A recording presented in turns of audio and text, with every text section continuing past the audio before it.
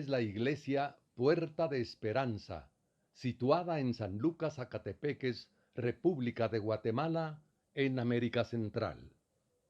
Para la gloria de Dios, nuestra congregación fundamenta su fe en Jesucristo y en las Santas Escrituras. Agradecemos a Dios que hoy se pueda contar con Internet para cumplir con cabalidad el mandamiento de nuestro Señor Jesucristo, que es predicar el Evangelio en todas partes del mundo.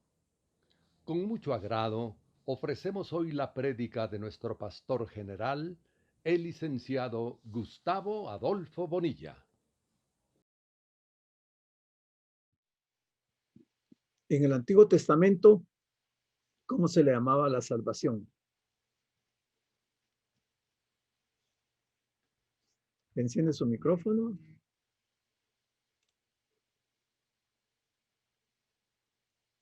Porque hoy nosotros le denominamos la salvación, pero en el Antiguo Testamento, ¿cómo se le llamaba o cuál era el equivalente a la salvación? Hermano pastor, no es redención. No, hermana, permítame. ¿No? No. Tiene que ver, pero no es exactamente. ¿Qué era lo que la gente decía cuando quería ser salvo?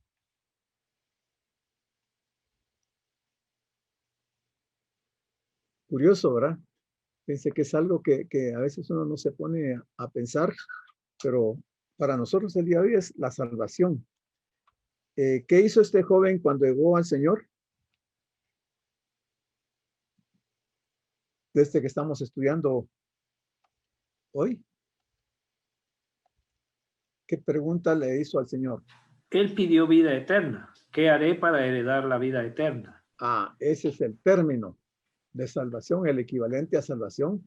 En el Antiguo Testamento era vida eterna. ¿Cómo obtener la vida eterna? Nosotros hoy le denominamos salvación. Gracias, hermano Raulito.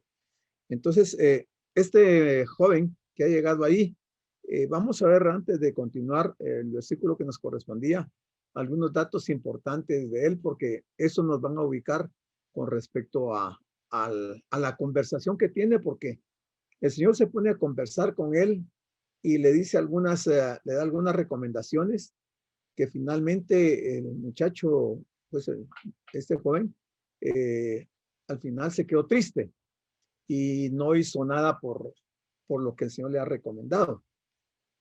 Entonces, ¿qué sabemos de este joven?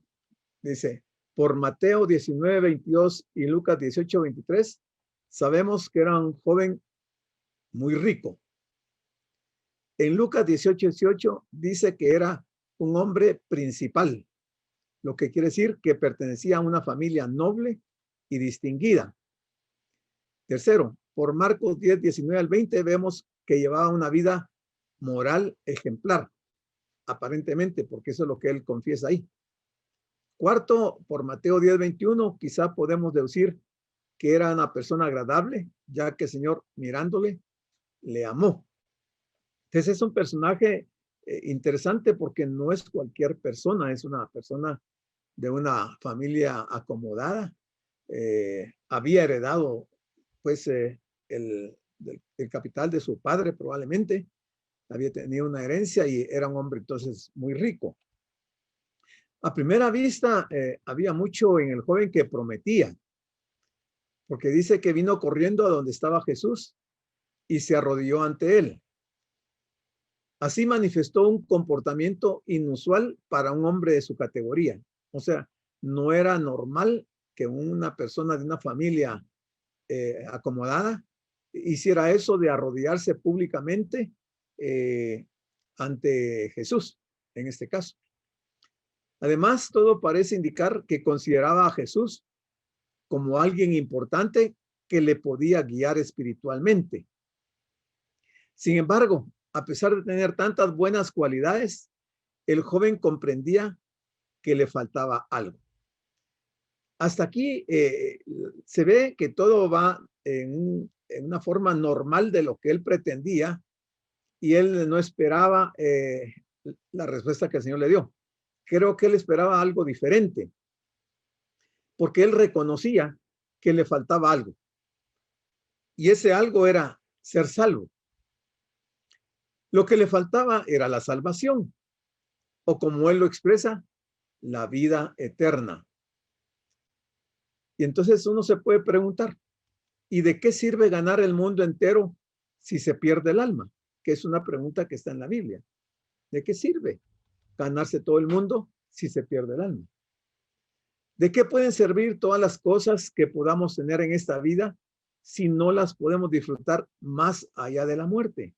O sea, cuando muramos, todo, absolutamente todo se va a quedar acá. Y tenemos que reconocer que la vida es muy corta. Y este joven, pensando en eso, anhelaba perpetuar su estado más allá de la muerte.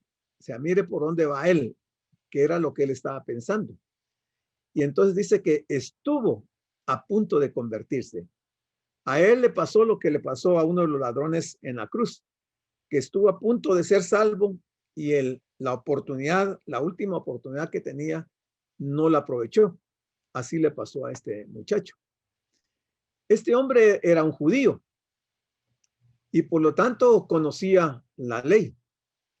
Era conocedor del Antiguo Testamento y su concepto de la vida eterna lo habría formado a partir de él. Pero lo cierto es que en comparación con el Nuevo Testamento, en el Antiguo no era mucho lo que se decía acerca de la vida eterna. Por eso quizás ustedes los sorprendí con la pregunta, porque no es algo muy común que se oiga y se vea en el Antiguo Testamento. Tal vez uno de los pasajes más claros y que este hombre seguro que conocía, lo encontramos en el profeta Daniel. Pero si uno no repara en lo que es la salvación, el equivalente en el Antiguo Testamento, lo puede leer y pasarlo desapercibido. Daniel 12:2, mire lo que dice. Y muchos de los que duermen en el polvo de la tierra serán despertados. Unos, y se los subrayé ahí, se los marqué ahí en verde, ¿eh? Unos para vida eterna y otros para vergüenza y confusión perpetua. Entonces este muchacho, al parecer, como conocía la Torá, es probable que él sabía que por los profetas que había una vida eterna, o sea, la salvación para nosotros. Y por eso llega delante del Señor a preguntarle qué debe hacer para obtener la vida eterna. Obviamente que en el Antiguo Testamento se dan lineamientos importantes con respecto a este tema, de cómo alcanzar la vida eterna, porque de eso sí se habló suficiente en la Biblia. Y como veremos más adelante, lo que este hombre deseaba era poder seguir disfrutando en la resurrección, que es otro tema que ellos lo relacionaban con la vida eterna, disfrutando en la resurrección de lo que poseía en esta vida.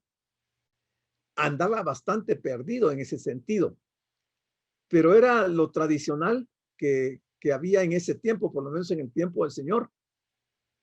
El tema de la resurrección tenía un concepto totalmente equivocado. Para ellos, la nueva vida de resurrección sería la perpetuación de la vida actual. Y yo voy a pedir a alguien ahí que agarre su Biblia y enciende su micrófono y nos lee lo que dice Marcos 12, del 18 al 27, para que veamos qué era lo que los judíos de ese tiempo pensaban con respecto a la resurrección, o sea, la vida eterna. Y por eso aquí uno entiende por qué este joven le llega a preguntar al Señor y lo que él en el fondo deseaba era perpetuar y disfrutar de sus bienes en la vida eterna. Entonces vinieron a él los saduceos, que dicen que no hay resurrección, y le preguntaron diciendo: Maestro, Moisés nos escribió que si el hermano de alguno muriere y dejare esposa, pero no dejare hijos, que su hermano se case con ella. Y levanté descendencia a su hermano. Hubo 7 hermanos, el primero tomó esposa y murió sin dejar descendencia. Y el segundo se casó con ella y murió y tampoco dejó descendencia. Y el tercero de la misma manera. Y así los 7, y no dejaron descendencia. Y después de todos, murió también la mujer. En la resurrección, pues, cuando resuciten, ¿de cuál de ellos será ella mujer, ya que los 7 la tuvieron por mujer?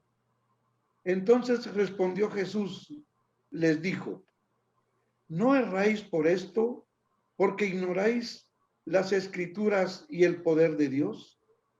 Porque cuando resuciten de los muertos, ni se casarán, ni se darán en casamiento, sino serán como los ángeles que están en los cielos.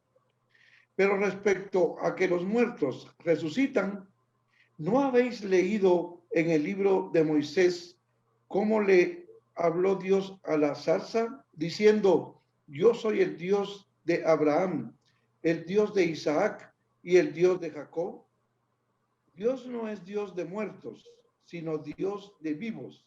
Así que vosotros mucho erráis. Ok. Ahí el pasaje que lo vamos a ver cuando lleguemos al capítulo 12, el Señor está aclarando el concepto que tenían no solo los saduceos, sino que fariseos y muchos del pueblo de Israel. Y por esa razón es que este joven quería saber qué hacer para heredar la vida eterna, porque él pensaba que si allá había vida y que se podían casar, porque eso pensaban ellos, que se podían casar allá, que él podía llevar todos sus bienes y disfrutarlos. Entonces andaba bastante perdido. Y el Señor es lo que le va a aclarar y de alguna manera lo va a decepcionar con lo que él esperaba que el Señor le respondiera. Entonces, miremos qué nos dice Juan 17:3. Dice, y esta es, y se los marco nuevamente con verde, esta es la vida eterna. ¿Cuál es la vida eterna? Que te conozcan a ti, el único Dios verdadero, y a Jesucristo, a quien has enviado. Mire todo el material que había. Bueno, este muchacho en ese momento quizás de esto no lo sabía porque todavía no se había escrito. Pero el Señor está haciendo referencia a ese punto tan importante de la vida eterna. ¿Cómo pensaba que podría conseguir la salvación? Por la manera en la que formuló su pregunta, resultaba evidente que él creía que podía alcanzarla por sus propios esfuerzos. Por eso él pregunta, ¿qué haré? Él creía que la salvación se alcanzaba haciendo algo, o sea, por obras. Y aquí el Señor le va a aclarar ese punto. Tal vez pensaba que tenía que hacer un último esfuerzo, alguna obra especial que le diera el empujón final para entrar en la salvación. Te dice, lo cierto es que si este muchacho, este joven, pidió información para heredar la vida eterna, es porque no tenía ninguna certeza de que fuera a disfrutarla después de su muerte. Él tenía esa duda y por eso pregunta, ¿qué debe de hacer para heredar la vida eterna? Y esta es siempre la inseguridad que acompaña durante toda su vida a aquellos que creen que la salvación depende de sus buenas obras. Nada que ver. Pero mucha gente piensa que va a ser salva por las obras, por las buenas obras que hagan. El joven pensaba que había cumplido todos los mandamientos. Sin embargo, se sentía sin paz en el corazón y estaba lleno de ansiedad. De ahí la pregunta, ¿qué más me falta? ¿Qué tengo que hacer? Él no estaba seguro, aunque tenía las escrituras del Antiguo Testamento, no entendió lo que decía Moisés. Bueno, entonces, siguiendo, ya viendo el versículo que nos corresponde, dice el versículo 21, porque vimos hasta el 20. Entonces Jesús, mirándole, le amó y le dijo, vean la actitud del Señor. El Señor le presta atención, fija su mirada en él. No fue una mirada de odio o de rencor o de malestar, sino que, a ver si una mirada muy tierna y compasiva, porque dice que le amó y entonces le dice lo siguiente. ¿Cuál era el significado de esta mirada? Era una mirada de amor. Este detalle es muy importante porque lo que luego le iba a mandar, a pesar de lo duro que le podía resultar y parecer, era fruto del amor de Dios. También había mucho de compasión por aquel joven en el que veía una extraña mezcla de fervor, pero también de ignorancia. Entonces le dice las siguientes palabras. Una cosa te falta. En el caso de este joven, el Señor solo le señala una cosa. Si hubiéramos sido nosotros los que hubiéramos estado en lugar de este joven, ¿qué nos habría dicho el Señor? Que nos faltaba una cosa o dos cosas o tres cosas. Este joven había dicho que él desde pequeño había cumplido los mandamientos. Cuando el Señor le dijo, no adulterarás, no matarás, no hurtarás, no dirás falso testimonio, no defraudarás, y le dice, honra a tu padre y a tu madre. Él dice que todo lo ha cumplido. Pensemos que era cierto. Quiere decir que era un judío con muchas cualidades, muchos atributos. Si hubiéramos sido nosotros, nos hubiera dicho el Señor que solamente una cosa nos faltaba. O quizás de estos mandamientos que el Señor le señaló, quizás nos encontremos varios que estamos incumpliendo 1, 2 o 3 de estos mandamientos. Bueno, pero sigamos para ver qué fue lo que el Señor le sigue diciendo. Una cosa te falta. O sea, la pregunta es, ¿cuánto le faltaba al joven para tener la vida eterna? Finalmente, el Señor contestó a la pregunta del joven diciéndole lo que le faltaba para heredar la vida eterna. Y le dijo, una cosa te falta. Vende todo lo que tienes y dalo a los pobres. Tremenda respuesta del Señor. ¿Qué hubiéramos hecho nosotros si nos hubiera dicho eso, Señor? ¿Estaríamos dispuestos a vender nuestra casa, nuestro carro, nuestros aparatos eléctricos, vender todo lo que tenemos y darlo a los pobres? ¿Lo hubiéramos hecho? ¿Qué piensan ustedes? Muy difícil, pastor. Muy difícil, ¿verdad? Ahora, si lo comparamos, si hacemos el contraste, despojarme de todas las cosas y obtener la vida eterna, ¿qué escogeríamos? ¿Usted qué hubiera escogido? ¿Quedarse con sus bienes? No, la vida eterna, definitivamente. La vida eterna. ¿Y cuánto hubiera costado deshacerse de sus cosas? O sea, la respuesta del Señor es bien complicada, bien difícil. Y eso, pues, ya uno viéndolo así detenidamente, uno se pone a pensar que realmente el Señor se la puso muy difícil al muchacho este. Y después vamos a ver más adelante que los apóstoles entran en shock también, porque piensan que nadie va a poder ser salvo, de acuerdo a la conversación que el Señor sigue teniendo en relación a ese tema. Tal vez podamos pensar que el Señor no vio tan mal al joven, después de todo. Solo le dijo que le faltaba una cosa. ¿Cuántas cosas nos faltan a nosotros, verdad? Nos faltan muchas cosas. Pero no era esta la cuestión. Al joven le faltaba una sola cosa. Precisamente la única que era necesaria para tener la salvación en ese momento, en esa dispensación. Y vamos a ver por qué razón el joven este no acata la instrucción del Señor y se retira triste. Vamos a ver por qué razón. Porque no era nada más de deshacerse de las cosas. O sea, había algo más en el trasfondo, más importante que de deshacerse de las cosas. En Hechos encontramos otra experiencia. Cuando Pablo y Silas están presos en Filipos y el carcelero está a punto de matarse porque ha habido un temblor y se han abierto las puertas y las cadenas se han se han caído de sus manos. Y Pablo le habla que no se haga ningún daño. Y entonces este carcelero le dice, señores, ¿qué debo hacer para ser salvo? Miren, la pregunta muy parecida a la de este joven, ¿verdad? ¿Qué debo hacer para ser salvo? Y ellos le dijeron, cree en el Señor Jesucristo y serás salvo. ¿Será mejor nuestra dispensación que la del joven de esta experiencia? Definitivamente, ¿verdad? No nos manda el Señor a vender nuestras cosas, porque creo que ninguno o muy pocos estaríamos dispuestos a vender nuestras cosas y darlo a los pobres para ser salvo. Sin embargo, aquí Pablo dice contundentemente, le dice al carcelero, cree en el Señor Jesucristo y serás salvo.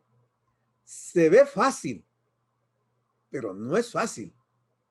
No es fácil, porque para creer, el hecho de creer involucra muchas cosas de la persona y necesita saberse quién es el Señor Jesucristo para creer en Él, para confiar en Él y ser salvo.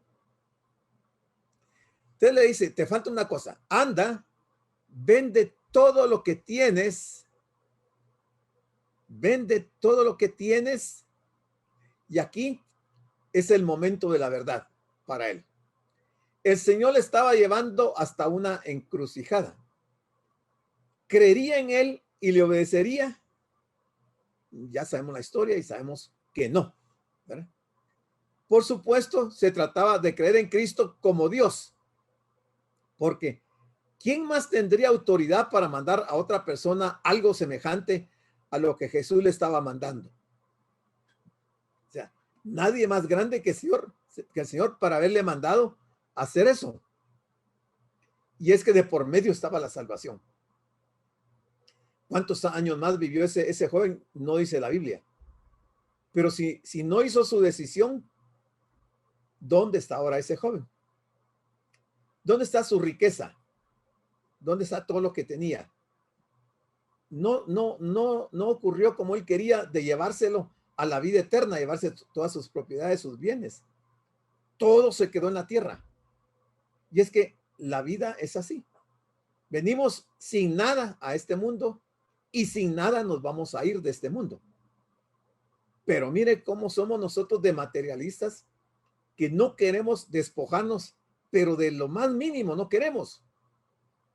Sin embargo, algo hay en el trasfondo. Y también había llegado el momento cuando tendría la oportunidad de demostrar cuánto amaba realmente a su prójimo. Cuánto amaba realmente a su prójimo. Porque él decía que cumplía los mandamientos.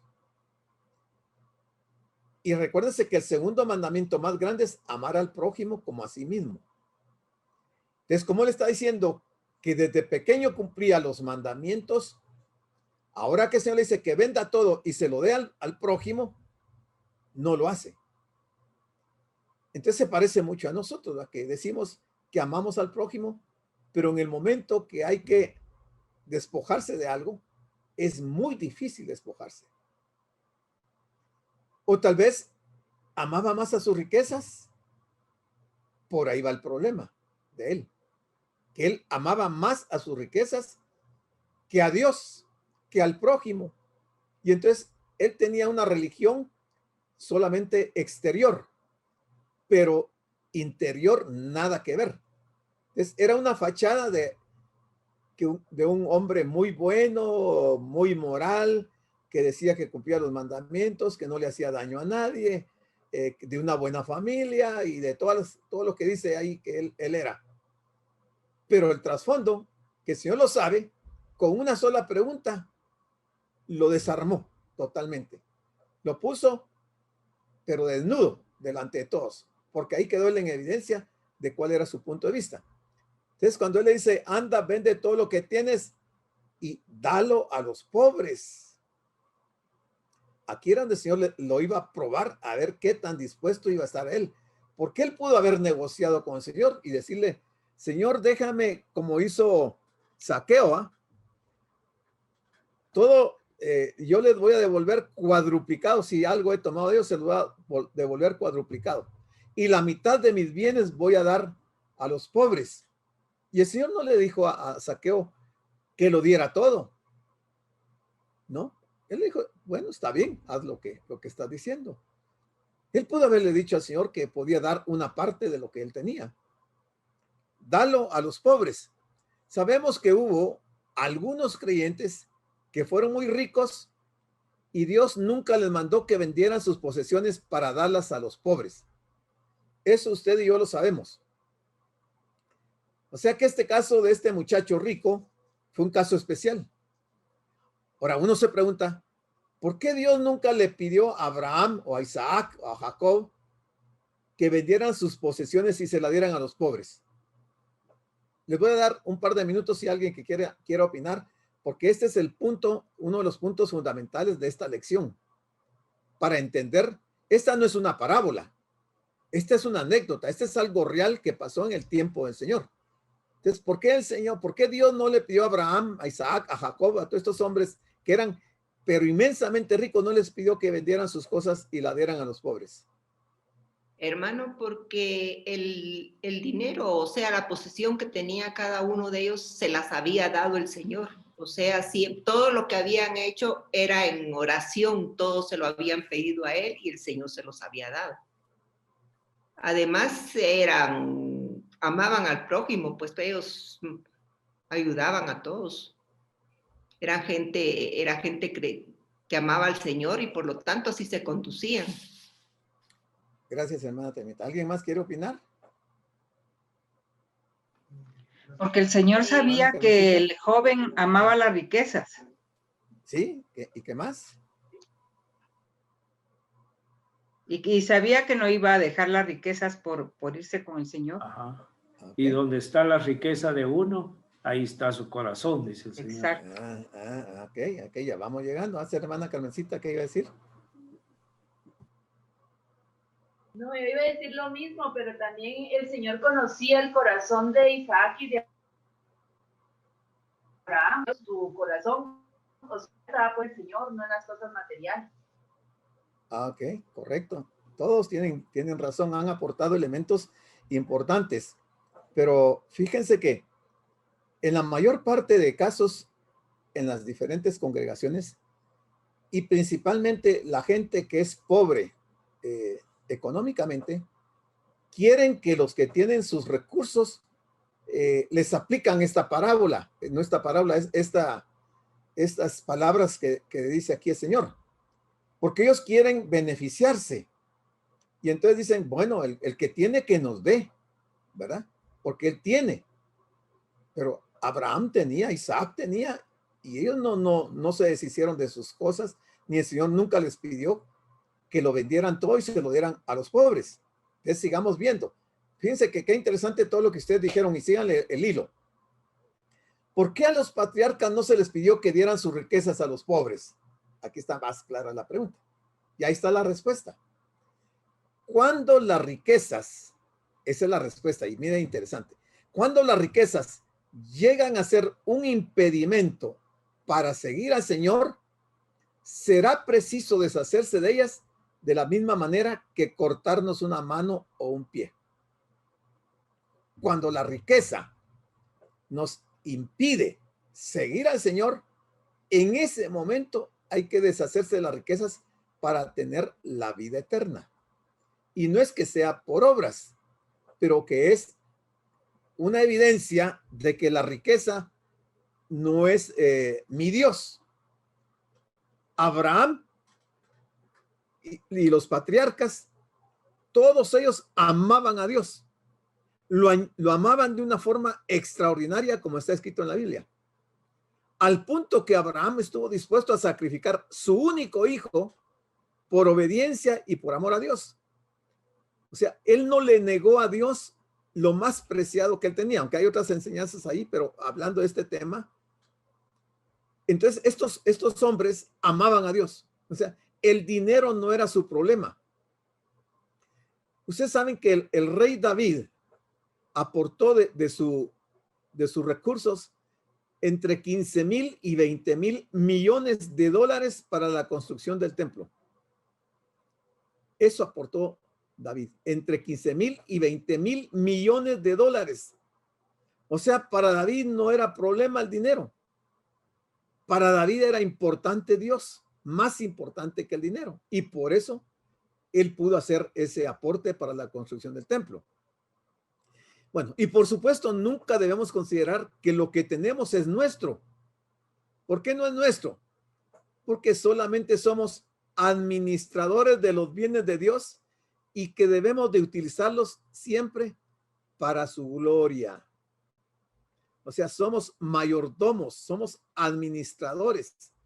Y el Señor sabe y conoce los corazones y entonces le da de su favor, de su gracia, a unos más que a otros. ¿Por qué? Porque unos saben manejar mejor el dinero en las cosas de Dios que otros. Si no, recuérdense la parábola aquella de los talentos.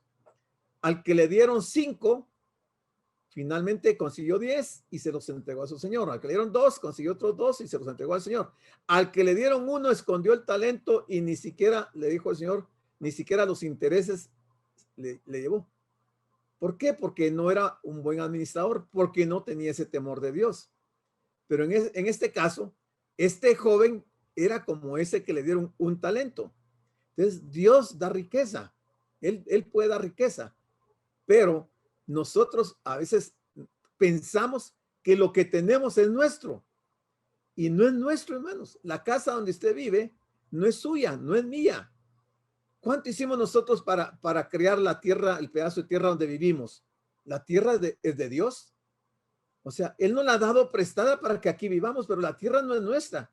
Nosotros decimos mi casa, mi terreno, mi finca, pero no es nuestro. Dios es el dueño de la tierra y su plenitud, dice la Biblia, ¿verdad? Pero nosotros nos han criado así, de esa manera, pensando que las cosas que tenemos son nuestras. Y entonces no las ponemos al servicio de Dios, por lo tanto no le damos gloria a Dios. En el proverbio número 3 dice que honremos a Dios con nuestros bienes. Pero ¿cuántos de nosotros, si somos honestos, realmente estamos honrando a Dios con nuestros bienes? Muy pocos, ¿verdad? Yo no digo que no hay, pero muy pocos. La mayoría no está honrando a Dios con sus bienes. ¿Por qué? Porque no conoce el proverbio 3, porque no conoce estas enseñanzas. No, sí se conocen, pero no queremos. Entonces no estamos honrando a Dios. No le estamos dando gloria al Señor. Sí, hermano Juan Carlos. Fíjese de que le quiero comentar y tocando usted este tema de las riquezas y de lo que Dios nos da a nosotros.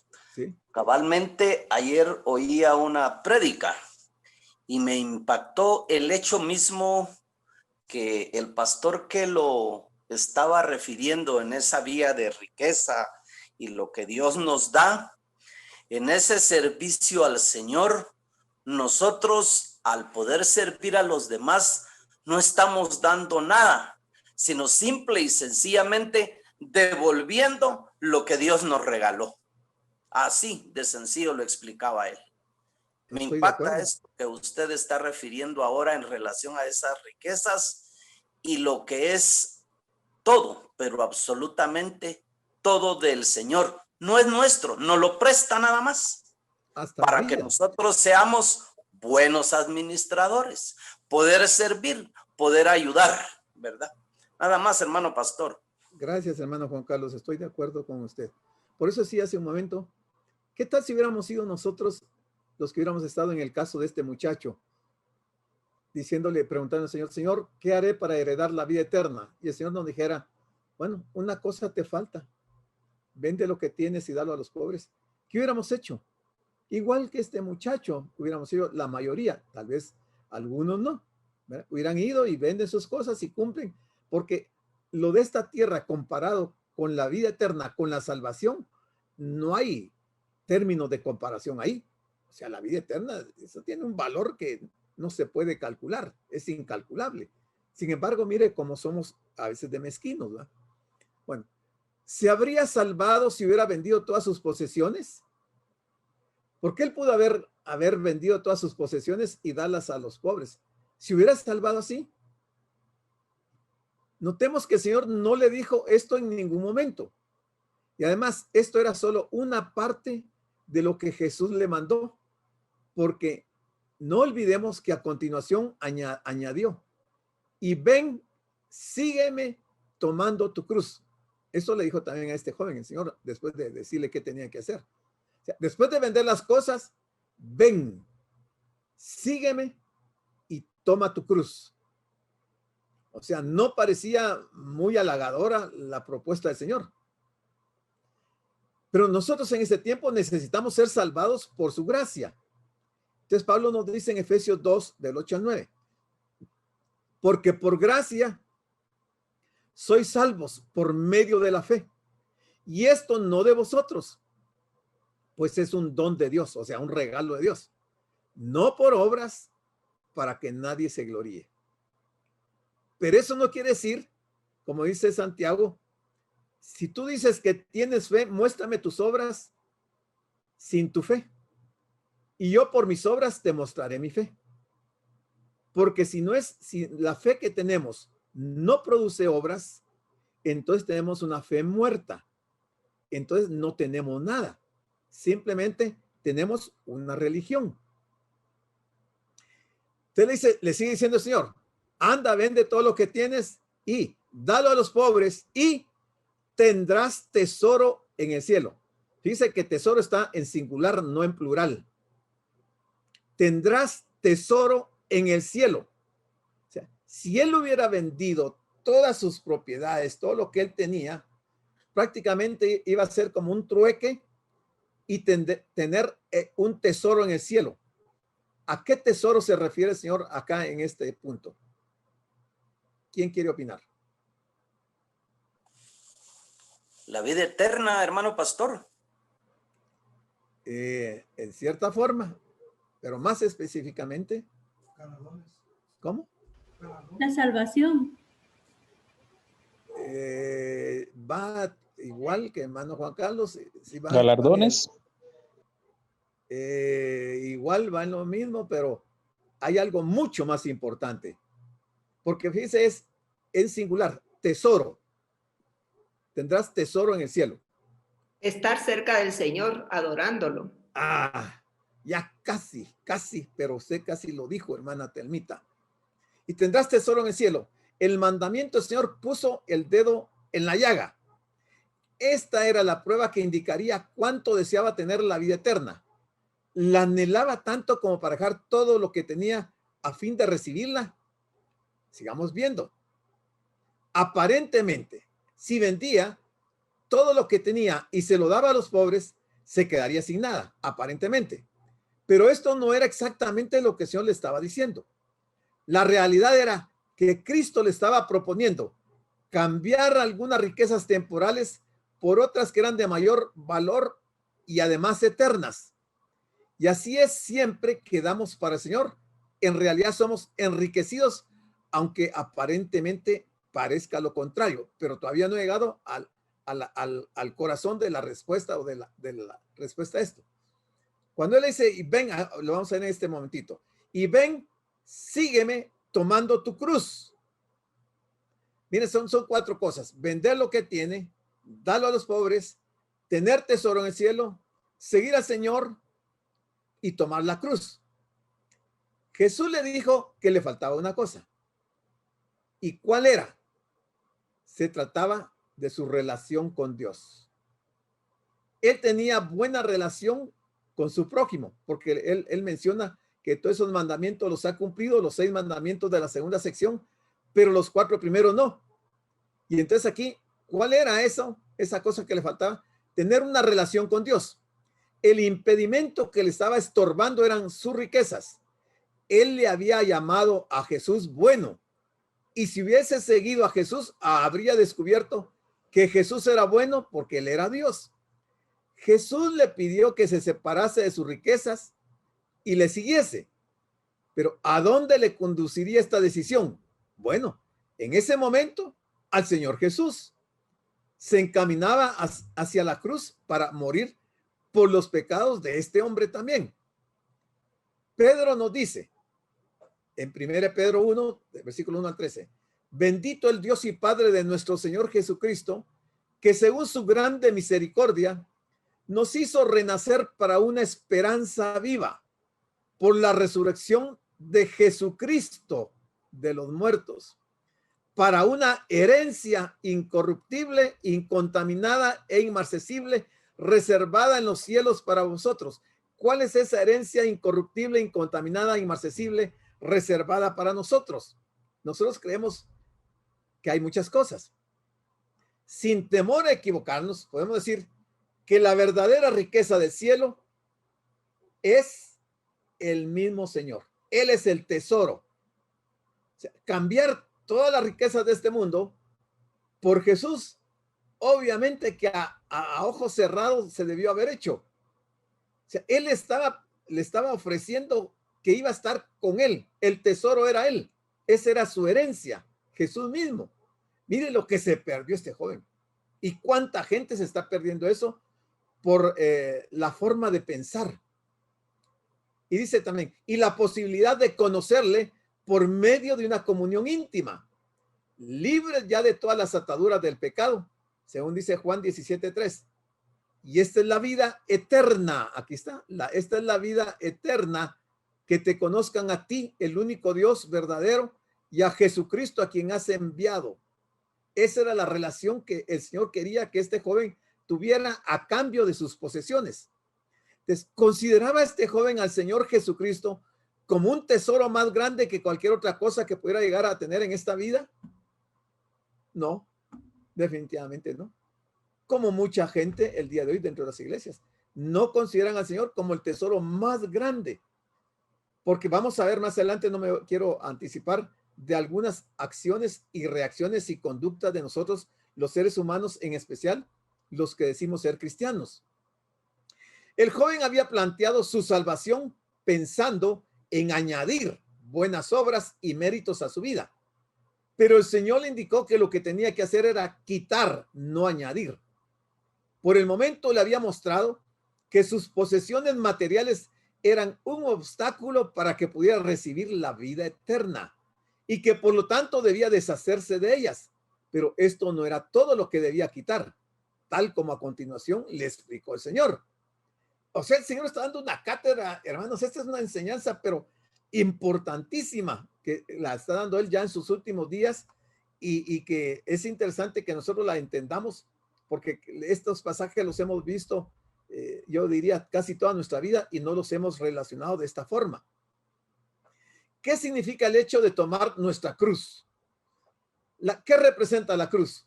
La cruz representa muerte, ¿verdad? Eso representa muerte. Y él dice que le sigamos y tomemos la cruz. O sea, que muramos. O sea, ¿quiere el Señor que nos muramos en el momento que lo aceptamos? En cierta forma, sí. Y lo vamos a ver aquí. Lo primero que tendría que hacer sería identificarse con su cruz. En segundo lugar, que tomara su propia cruz. Lo que le quería decir es que si quería ser un seguidor suyo, tenía que morir, pero no físicamente. Se trataba de dar muerte a aquello que hay en nosotros que ofende y desagrada a Dios. Y Pablo nos dice qué es eso. Pablo hablaba de considerarnos muertos al pecado. Esa es la muerte de que está hablando el Señor. De considerarnos muertos al pecado, y no está hablando de una muerte física. Y esa cruz está representando esto que dice Romanos 6:11. Pero obviamente el muchacho eso no lo entendió, porque si lo hubiera entendido, era fácil. Lo que el Señor le estaba pidiendo era sencillo, comparado con los beneficios que le estaba ofreciendo a cambio de. Marcos 8:34 nos lo leímos, que decía, y llamando a la gente, a sus discípulos, les dijo, si alguno quiere venir en pos de mí, niéguese a sí mismo y tome su cruz y sígame. ¿Verdad? Entonces, el Señor viene martillando el mismo clavo en relación a este tema. Bueno, sigamos con el siguiente versículo, el 22, y dice, pero él, o sea, el joven, afligido por esta palabra, se fue triste porque tenía muchas posesiones. ¿Dónde estuviera hoy este joven si hubiera obedecido al Señor? Estaría en la vida eterna, viviendo en una ciudad de oro, cuyas puertas son de grandes perlas, con cimientos de los 12 metales, 12 piedras preciosas, con la misma presencia de Dios. O sea, se perdió lo mejor de su vida. A él le afligió lo que el Señor le dijo. Dio la media vuelta, dejó al Señor hablando, ya no, ni siquiera se despidió y se fue triste. En lugar de irse contento, porque se le había aclarado qué debía de hacer, se fue triste. Y su problema era que tenía muchas posesiones. O sea, su Dios eran sus posesiones, su riqueza. Su Dios no era el Señor. Y eso fue lo que le afectó. Desgraciadamente, el joven rehusó el camino de la cruz. Había entendido perfectamente lo que Jesús le estaba demandando para ser un seguidor suyo y lo rechazó. Decidió quedarse con sus muchas posesiones en lugar de quedarse con Cristo. Tan lleno de entusiasmo como había llegado y tan triste como se fue. ¿Qué había pasado? Bueno, por demás es comentarlo. Hay que elegir. No se pueden tener las dos cosas. ¿Se recuerdan que el domingo hablamos de la elección, hablando del libro de Daniel? Tal vez el joven había llegado con la seguridad de que podría ser un discípulo de Jesús, al mismo tiempo que vivía su propia vida. Y el Señor le dijo que esto no es posible, que debería elegir entre las dos opciones. No se puede servir a dos señores. Seguir a Jesús es incompatible con tener otros dioses o ídolos. Cristo exige lealtad absoluta. Y él mismo lo dijo en Mateo 6:24. Ninguno puede servir a dos señores, porque o aborrecerá al uno y amará al otro, o estimará al uno y amará al otro. No podéis servir a Dios y a las riquezas. No está diciendo que no trabajemos para los empresarios. No está diciendo que no tengamos negocios. Lo que está diciendo es que las riquezas no sean nuestro Dios, sino que nuestro Dios sea el Señor. Y entonces vamos a servir al Señor. No vamos a servir a las riquezas para adorarlas como que si fueran nuestro Dios, porque ahí sí caeríamos en este terrible problema y pecado. Una triste decisión de este joven. La semilla de la palabra había caído en su corazón, pero el engaño de las riquezas la habían ahogado. ¿Se recuerdan de la parábola del sembrador? La vimos en Marcos 4:19 y está en Marcos 13 también. O sea, la palabra había caído en su corazón, pero el engaño de las riquezas la habían ahogado. Desgraciadamente, su elección fue la misma que millones de personas de nuestros tiempos hacen todos los días. Había rechazado a Jesús para quedarse con sus riquezas. Eso era lo que él quería. Sin embargo, no le produjo ninguna alegría. De hecho, se fue triste. Una tristeza que no era sino un anticipo de la terrible angustia que le acompañaría toda la eternidad. Finalmente nos preguntamos si era cierto que él tenía muchas posesiones o si por el contrario las posesiones le tenían a él, que son dos cosas diferentes, ¿verdad? Que uno tenga posesiones o las posesiones nos tienen a nosotros. Lo cierto es que cuando una persona no tiene a Cristo, acabará siendo esclavo de sus propias pasiones, sean estas las que sean. Ahora, el ejemplo de Cristo. Con su comportamiento, el joven había demostrado que no estaba dispuesto a dejar sus posesiones para seguir a Cristo, aunque éste le prometiera riquezas celestiales. Y ante su desconfianza y rechazo, tenemos el ejemplo supremo de Cristo y lo que hizo por este joven y por todos nosotros. 2 Corintios 8:9. Porque ya conocéis la gracia de nuestro Señor Jesucristo, que por amor a vosotros se hizo pobre, siendo rico, para que vosotros con su pobreza fueseis enriquecidos. Mire lo que él hizo. Nos enriqueció con su muerte. Él no se negó a sí mismo, sino que estuvo dispuesto a ir a la cruz. Bueno, entonces miremos qué dice el versículo 23. Entonces, cuando este muchacho se va y se va triste, ya ni se despide, entonces Jesús, mirando alrededor, o sea, se quedó viendo, él se quedó extrañado de que el muchacho se fue demasiado triste, no se despidió y la gente se quedó ahí impactada de ver la reacción de él. Entonces, mirando alrededor, dijo a sus discípulos, mientras el joven rico desaparecía entre la multitud, Jesús hizo un comentario acerca de lo difícil que es para los ricos entrar en el reino de Dios. Ricos como el caso de este muchacho. Esta declaración dejó asombrados a sus discípulos, que creían que la posesión de riquezas era una clara indicación del favor y aprobación divinas. Ellos pensaban que a los buenos, entre comillas, Dios les daba bienes aquí en la tierra. Y por esa misma razón, los pobres, los enfermos, los estériles, las viudas, los huérfanos, eran menospreciados. Eso era lo que pensaban. Los principios del reino de Cristo son diferentes. Si a alguien le iba a costar entrar en su reino, era precisamente a los ricos. Es muy triste contemplar cómo con el paso del tiempo, el cristianismo organizado ha procurado las riquezas materiales y ha vuelto a caer en los mismos errores que el Señor corrigió en sus discípulos. Porque no debemos olvidar que es Satanás quien promete los reinos de este mundo. Mateo 4, del 8 al 9.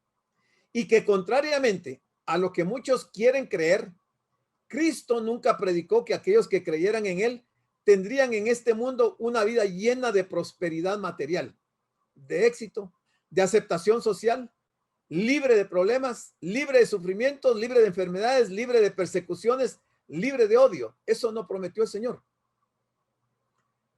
El evangelio de la prosperidad. En la actualidad hay ciertos grupos que enseñan que la prosperidad económica y el éxito en los negocios son una evidencia externa del favor de Dios. Esta tendencia moderna es conocida como la teología de la prosperidad o palabra de fe o confiésalo y recíbelo. Esta es una enseñanza bastante común en muchos de los telepredicadores modernos. No nos debe extrañar que este evangelio de la prosperidad tenga tanto éxito en la actualidad. Sus predicadores dicen, la pobreza es del diablo y Dios quiere que todos los cristianos sean prósperos. La pobreza es un espíritu maligno del que Dios nos va a liberar. Eso es lo que dicen esta gente que engaña a las congregaciones. Y en medio de un mundo donde la riqueza y el éxito son idolatrados, no tiene nada de extraño que a la gente le agrade este tipo de mensajes. Las predicaciones de este tipo de evangelio, siempre hay una serie de insistentes invitaciones a depositar generosas ofrendas para apoyar los ministerios, entre comillas, promovidos por estos predicadores. La vida de estas superestrellas del evangelio de la prosperidad están marcadas por lujos excesivos y riquezas. Conducen Rolls Royce, carros de los más costosos, tienen casas de varios millones de dólares y viajan en jets privados. Les gusta vivir de forma ostentosa y alardear de todo lo que tienen, puesto que según ellos se tratan de bendiciones de Dios que evidencian lo espirituales que son. Lo cierto es que sobre este tipo de predicadores siempre pesa la sospecha de si se están enriqueciendo indebidamente mientras explotan la ingenuidad de los creyentes sinceros que ofrendan su dinero. La postura bíblica. Por mucho que se revista de espiritualidad, este movimiento hace del materialismo una meta para el creyente, alejándole de los verdaderos valores espirituales. En la mayoría de las ocasiones, sus predicaciones parecen tener más interés en aquellas cosas que se pueden disfrutar en este mundo que en la salvación eterna de las almas. El apóstol Pablo decía que Dios nos ha bendecido con toda bendición espiritual en Cristo. Efesios 1:3. Bendición espiritual.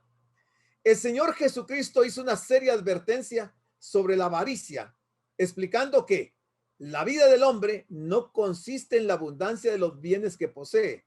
Lucas 12:15.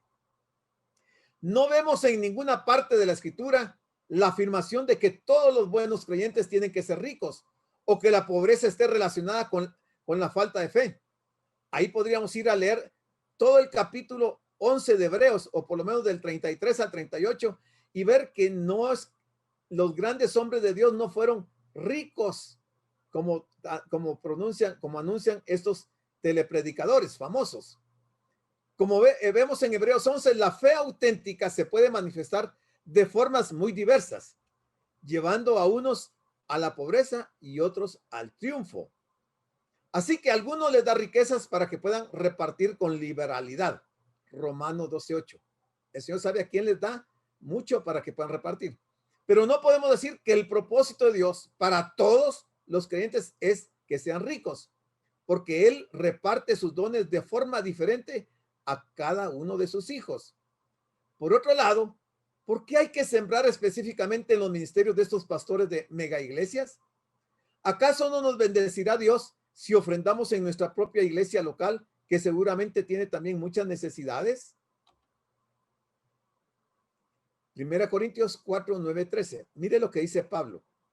Porque según pienso, Dios nos ha exhibido a nosotros los apóstoles. Hasta esta hora padecemos hambre, tenemos sed, estamos desnudos, somos abofeteados y no tenemos morada fija. Nos fatigamos trabajando con nuestras propias manos, nos maldicen y bendecimos. Padecemos persecución y la soportamos. Nos difaman y rogamos.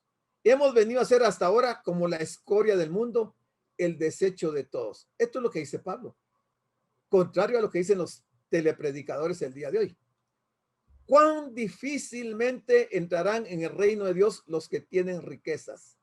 Son palabras del Señor, que lo dijo aquí en Marcos 10:23.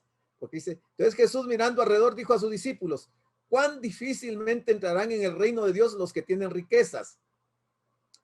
Estas fueron las palabras que Cristo dijo mientras el joven rico se iba. Su abandono fue doloroso. Era otra alma que partía rumbo a la condenación. Y nos preguntamos si no habría habido alguna forma de retenerlo. ¿Por qué el Señor fue tan radical con él hasta el punto de mandarle que vendiera todas sus posesiones? ¿No se podría haber rebajado un poco el nivel de exigencia para ver si de esa forma el joven hubiera aceptado a quedarse? Eso podría pensarse hoy.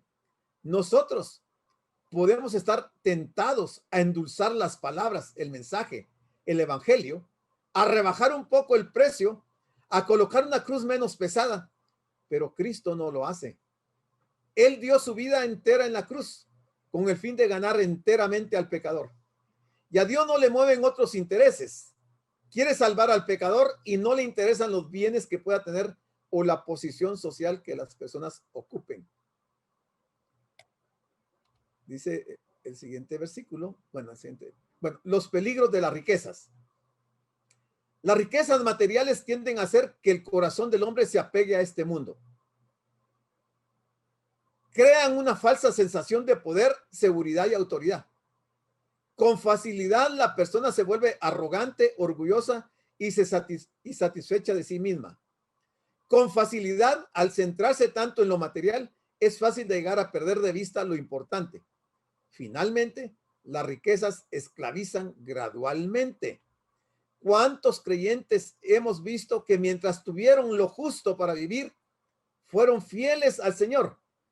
Pero en el momento que prosperaron, se hicieron mundanos y casi olvidaron definitivamente su fe. Este es uno de los mayores problemas en el día de hoy con algunos creyentes. Muy bien. Son las 8 en punto. Nos vamos a quedar hasta aquí. El tema es candente. El tema es bien complejo, bien duro, pero no se termina aquí el tema. Vamos a ver que el Señor va a seguir hablando, va a mantener esa conversación sobre el tema y añade otras cosas que también son de considerarlas. Los vamos a ver en las próximas reuniones. Si alguien quiere usar su micrófono y opinar, comentar o hacer alguna pregunta, con gusto.